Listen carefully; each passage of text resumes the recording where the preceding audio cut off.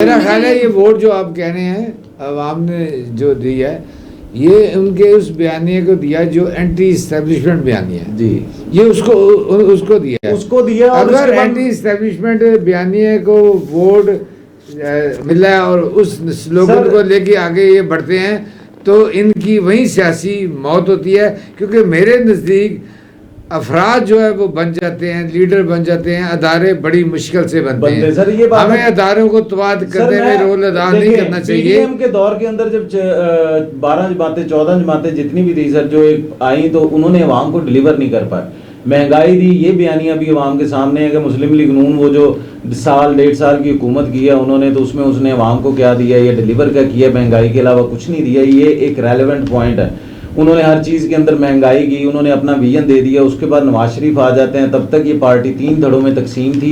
अभी भी इनकी जो पोजीशन बनी है मैं उससे मुतमिन नहीं हूँ कि नून लीग जिस तरीके से डिलीवर करना चाहिए था वैसे डिलीवर नहीं कर पाई। उसकी रीज़न यही है कि वो साल के अंदर जो महंगाई दी उसको ये कवर नहीं कर पाए।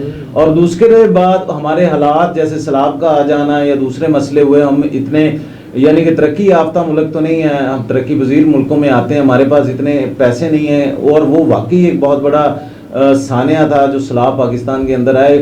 एनी हाउ जो भी ये मसाइल हुए हैं, मगर इन मसाइल के अंदर हम ये ज़रूर देखते हैं कि पीडीएम के दौर के अंदर जो नवाज शरीफ साहब, मियां मोहम्मद शहबाज शरीफ साहब जिसको लीड कर रहे थे, वो अवाम को रिलीफ नहीं दे पाई। बेशक उन्होंने काम किए हैं। फिर 2024 के अंदर इलेक्शन में देखा जाए तो एमपीए के जितने भी हल्के थे वहाँ पे इनको 3-3 धड़ों में तकसीम होती हुई नजर आई है कि बाप एमएनए नून लीग का तो बेटा जो है वो आज़ाद लड़ रहा है, जो इनका अपना एमपी है वो बेचारा अपने लिए वोट मांग रहा है या दूसरों के, वो बटी हुई नजर आई है। ये भी फ्लॉज था यहाँ पे।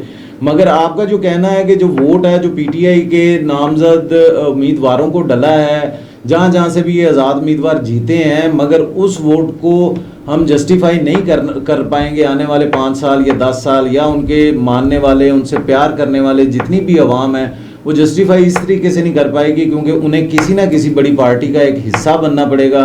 पीपल्स पार्टी का हिस्सा बनना पड़ेगा या नून लीग का हिस्सा बनना पड़ेगा। तो फिर खान साहब ने वो जो विजन दिया था कि पूरी पाकिस्तान के अंदर कोई ईमानदार आदमी है वो मैं हूँ और मेरे अलावा और कोई नहीं है, जिन्होंने रियासत मदीना के नारे लगाए, जिनके विजन के साथ रियासत मदीना के विजन के साथ लोग खड़े हुए, स्टैंड किया उन्होंने। उसके बाद जब उन्होंने करप्शन की बात की तो नवाज शरीफ साहब के बारे में कहा कर्जे खा गए, लूट के खा गए, इलाज बाहर करवाते हैं। पीपल्स पार्टी के बारे में इस तरह कहा कि ये डकैत है, वहाँ पे सिंध में इलाज के लिए कोई चीज़ नहीं है, वहाँ पे पानी तक कोई नहीं है। ये खान साहब का बयानिया है। मगर अब जो इनके लीडरान जीते हैं, आप खुद बताएं मुझे, या ये पीपल्स पार्टी की झोली में बैठेंगे या नून लीग की झोली में बैठेंगे, तो कितने गए वोट।